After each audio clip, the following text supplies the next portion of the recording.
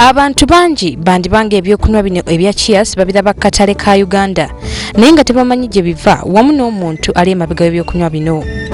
Ebyokunywa bino bikolebwa Kawempe wano ku nkingizi z'ekibuga Kampala era nga gye twasanze mukyala Julian Omala amanyiddwa ennyo nga Mama Cheers. Okusinziira ku Omala ebyokunywa ebyavanga e Kenya ate nga n'ebimu tebituukana na mutindo bye byamuwaliriza okuyingira mu mulimu guno ogw'okukola ebyokunywa. Nga batunda emotoka bagirese eweddewo emotoka bagirese eweddewo nengamba abayindi bokka bye banafunanga sente nange ngenda kukola kampani. Omala omulimu gw'okukola ebinyogoga yagutandika mu myaka 14 egiyise era nga yatandika na mitwalo 2 wamu n'obucupa obukozeseeko w'amazzi.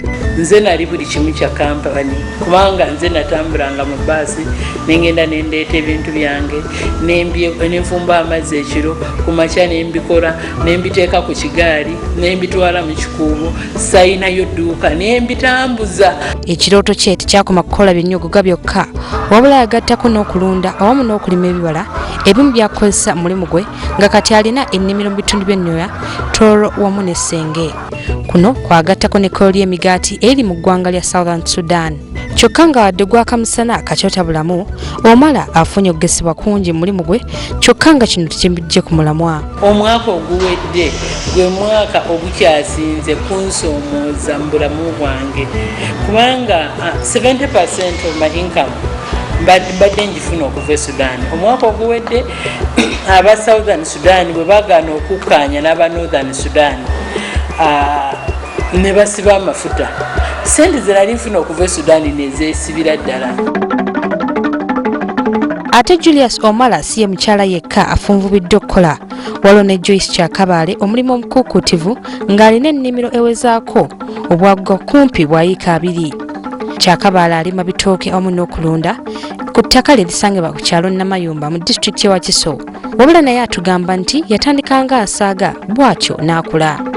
Olusuku luno lulisiza obwongo bwange nina byendaba nga nali sibiraba nga sinatandika kulima ate olusuku luno lunfukidde obuddamu ekibuga ekyemulaba kirimu ebintu bingi. Abazadde bulijjo bakola kya muwendo nnyo okusiga empisa mu baana baabwe naye ne Kyakabale agamba nti okulima kuyigira ku jjajjaawe ng'akyali muwala muto. Kaakano ng'ate nze ndinga nsawo buli wagenda mu nnimiro mba nyina kubaawo kati nimba nga byendaba mu maaso gange n'obuto bwange bwonna ne buyingizaamu ekyo nga kikyalinga ekyasooka okutwalibwa n'obwongo bwange. Okusinza ku Kyakabale okulima mulimu ddala oguleeta ensimbi singa obeera okuwadde obudde kubanga ye buli wiiki afuna ensimbi soba mu kakadde akalamba okuva mu birime by'atunda.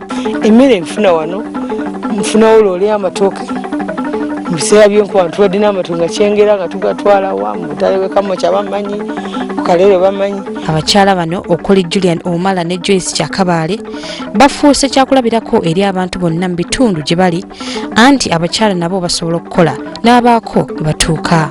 Bw'oba olina omwami eyo laavu gifune efayiro ate okole naawe obeere productive musobole okukuuma ekyo ekyabagatta. Nga bamaama b'eggwanga tujjukire nti obuvunaanyizibwa bwaffe obukulu tulina okutegekera famire yaffe okufuna ekyokulya n'ekyokunywa. Okunoonyereza kulaga nti abakyala beenyigidde nnyo mu kutandikawo obulimu obutonotono naddala nga abalimi abalunda wamu n'ebyemikono ate ng'emirimu egisinga bagikolera waka waabwe.